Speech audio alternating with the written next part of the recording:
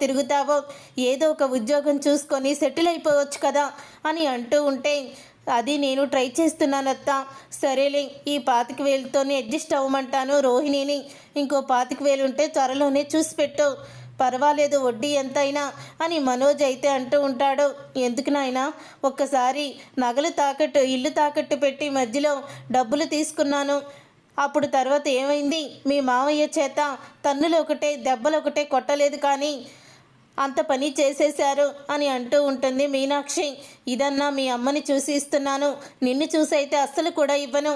మీ అమ్మ అయితే ఏదోలాగా ఈ కొన్ని రోజులకు ఆలస్యమైన బాకీ తీరుస్తుంది, కానీ నువ్వా అస్సలు కూడా తీర్చవు అని అంటూ ఉంటే, అప్పుడే ఇక అది విని ఒక్కసారే మనోజ్ అయితే అందరికీ నేను లోకువైపోయాను.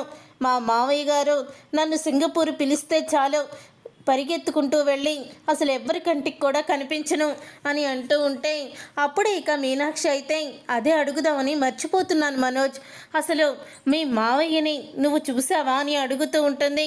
కనీసం మీ ఆవిడ మీ మావయ్య ఫోటోనన్నా చూపించిందా అని అనగానే, లేదత్తా, నాకైతే ఏ ఫోటోను చూపించలేదు అని అంటూ ఉంటాడు మనోజ్. ఎందుకైనా మంచిది, మీ మావయ్య ఫోటోని చూపించమని నీ భార్యను అడుగు అని అంటూ ఉంటుంది మీనాక్షి. తర్వాత మనోజ్ ఇంటికి వెళ్తాడు. ఇంటికి వెళ్ళిన తర్వాత అప్పుడే ఇక ప్రభావతి అయితే మీనాక్షి వదిన దగ్గరికి వెళ్ళావా అని అడుగుతూ ఉంటుంది. వెళ్ళానమ్మా, తను సగం డబ్బులే ఇచ్చింది అని అంటూ ఉంటే, దాని దగ్గర అవే ఉన్నాయి, మాట తీసేయలేక ఇచ్చింది అని అంటూ ఉంటుంది ప్రభావతి. ఏదోలా రోహిణికి చెప్పి నువ్వే అడ్జస్ట్ అవ్వమని చెప్పు అని అనగానే మనోజ్ అయితే లోపలికి వెళ్తాడు. రోహిణి అయితే, మనోజ్ డబ్బులు తీసుకొచ్చావా అని అడుగుతూ ఉంటుంది. తెచ్చాను రోహిణి అని 25,000 చేతిలో పెడతాడు. డబ్బులు లెక్కేసుకున్న రోహిణి షాక్ అయిపోతూ, నేను అడిగింది 50,000, 25,000 ఇచ్చావేంటి అని అడుగుతూ ఉంటుంది రోహిణి. నేను ఎంతగానో ట్రై చేశాను రోహిణి, కానీ నాకు డబ్బులు కుదరలేదు, 10 రోజుల్లో ఇస్తానని చెప్పి ఓనర్ చెప్పారు. అప్పటికప్పుడు 50,000 అంటే ఇవ్వరు కదా అని అంటూ ఉంటే, లేదు మనోజ్, నాకు 50,000 కావాలి అని అంటూ ఉంటుంది రోహిణి. ఏంటి రోహిణి, అసలు మీ నాన్న కోటీశ్వరుడు అంటావు, 10,000కి 20,000కి నన్నే అడుగుతావేంటి అని మనోజ్ అయితే కోప్పడతాడు. ఒక్కసారి మీ నాన్నకు ఫోన్ చేసి ఇవ్వు, నేను మాట్లాడతాను అని అనగానే, ఇప్పుడు మా నాన్నకి ఎందుకో 50,000కి 25,000కి మా నాన్ని డబ్బులు అడిగితే మా నాన్న ముందు చులకనైపోతాము అని అంటూ ఉంటుంది రోహిణి. అసలు ఏంటి రోహిణి నీ ఉద్దేశం? ఎప్పుడు కూడా మీ నాన్నని నాతో మాట్లాడించలేవలేదు, కనీసం మీ నాన్న ఫోటోని కూడా ఎప్పుడు చూపించలేదు. మీ నాన్న ఎలా ఉంటారు, ఫోటో చూపించు అని అడుగుతూ ఉంటాడు మనోజ్ అయితే.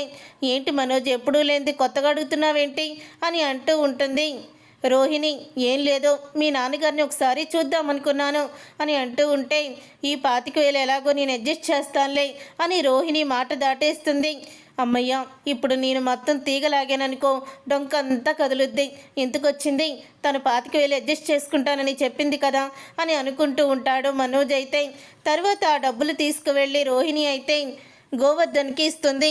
నువ్వు నాకు 25,000 ఇచ్చావు, నేను అడిగింది 50,000 కళ్యాణి అని అంటూ ఉంటాడు గోవర్ధన్. అసలు ఆ పేరుతో పిలవద్దని నీకు ఎన్నిసార్లు చెప్పాను అని రోహిణి అంటూ ఉంటుంది. నువ్వు నాకు అడిగిన డబ్బులు ఇచ్చుంటే నేను రోహిణి అనేవాడిని, కానీ కళ్యాణి అని అంటాను నువ్వు డబ్బులు ఇచ్చే వరకు అని అంటూ ఉంటాడు. నీకు నేను డబ్బులు 10 రోజుల్లో 25,000 కూడా ఇస్తాను, ప్రస్తుతానికి 25,000 నా దగ్గర ఉన్నాయి అని అంటూ ఉంటుంది రోహిణి అయితే.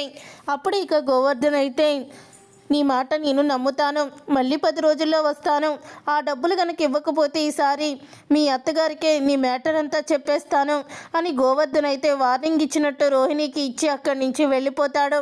ఇదంతా ఇలా జరుగుతూ ఉండగానే తర్వాత ఇక బాలు అయితే తన కారు గురించి బాధపడుతూ ఉంటాడు. అప్పుడే బాలు స్నేహితుడి ద్వారా కారు గురించి తెలుసుకుంటుంది. ఇక మీనా అయితే, మీనా తెలుసుకున్న తర్వాత అప్పుడే మీనా తమ్ముడు అయితే ఫోన్ చేస్తాడు మీనాకి. అప్పుడు బాలు కారు గురించి చెప్తుంది మీనా. అప్పుడే, నా ఫ్రెండ్ ఒకడు వడ్డీకి డబ్బులు ఇస్తాడక్క, వాడిని అడిగి నేను డబ్బులు తీసుకొస్తాను, తర్వాత నాన్న ఇన్సూరెన్స్ డబ్బులు వస్తాయని అమ్మ చెప్పింది కదా, అవి అలా కట్టేద్దాము, బావ కారు విడిపించు ముందు అని అంటూ ఉంటాడు శివ. అప్పుడే ఇక శివ చెప్పింది బాగానే ఉందని మీనా అయితే ఆ డబ్బులు తీసుకువెళ్ళి ఎవరికైతే కారు అమ్మారో అతని దగ్గరికి వెళ్ళి బతిలాడుతుంది. ఈ కారు అంటే మా ఆయనకి ప్రాణం, దయచేసి కారు ఇవ్వండి అంటూ వాళ్ళ కాళ్ళ మీద కూడా పడబోతుంది. నువ్వు ఇంతలా అడుగుతున్నావమ్మా, సరే తీసుకువెళ్ళు అనే కారు అయితే ఇచ్చేస్తారు. అప్పుడే ఇక బాలు నిద్ర లేచి బయటికి వచ్చేసరికి తన కారు గుమ్మంలో ఉంటుంది. అది చూసి బాలు అయితే ఒక్కసారే స్టన్ అయిపోతూ ఉంటాడు. అప్పుడే కారు అమ్మిన అతనికి ఫోన్ చేస్తాడు. ఏంటి సార్, కారు తీసుకొచ్చి మా ఇంటి ముందు పెట్టారు అని అడుగుతూ ఉంటే, మీ భార్య వచ్చిందయ్యా, కారు ఇవ్వమని బతిమలాడింది, ఆ కారు అమ్మిన డబ్బులు కూడా నాకు ఇచ్చేసింది అని అంటూ ఉంటారు వాళ్ళైతే. అది విని షాక్ అయిపోతూ ఉంటాడు బాలు. లోపలికి వెళ్ళి నా కారు నాకు తెచ్చిచ్చేసావు, నీకు అంత డబ్బు ఎక్కడి నుంచి వచ్చింది అని అడుగుతూ ఉంటే, మా నాన్నకి ఇన్సూరెన్స్ డబ్బులు వచ్చాయండి, 2 లక్షలు, ఆ మొత్తం 2 లక్షలు కూడా మీ కారు కొనొచ్చు కదా అని మా అమ్మ మాకు ఇచ్చేసింది. అప్పుడే నేను శివ వెళ్ళి అతని దగ్గరికి వెళ్ళి బతిలాడి కారు తీసుకొచ్చాము అని మీనా చెప్పేసరికి అది విని బాలు అయితే చాలా ఎమోషనల్ అవుతాడు. మీనా దగ్గరికి వెళ్ళి మీనాని పట్టుకొని, చాలా థ్యాంక్స్ మీనా, ఈ కారు దూరమైందని ఎంతో బాధపడ్డాను, చాలా కుమిలిపోయాను, మళ్ళీ నా ప్రాణాన్ని నాకు తెచ్చినట్టు అయ్యింది అని అంటూ బాలు అయితే మీనా మీద ఉన్న కోపాన్ని మొత్తం కూడా చెరిపేసి మళ్ళీ మీనాకి దగ్గరవుతూ ఉంటాడు. ఇదంతా చూసి ప్రభావతి షాక్ అయిపోతూ ఉంటుంది. ఇది మామూలుది కాదు అంటూ స్టన్ అయిపోతూ ఉంటుంది. చూసారుగా ఫ్రెండ్స్, రాబోయే కథలో ఖచ్చితంగా ఇలాగే జరగబోతుంది. మరి ఇలాగే జరగాలని మీరైతే కోరుకుంటున్నారా? అయితే వీడియోని తప్పకుండా లైక్ చేసి ఛానల్ని సబ్స్క్రైబ్ చేసుకొని పక్కనే ఉన్న గంట సింబల్పై ఆల్ అని క్లిక్ చేయండి. అప్పుడు మేము పెట్టే ప్రతి వీడియో మీరు మిస్ కాకుండా చూసేవచ్చు.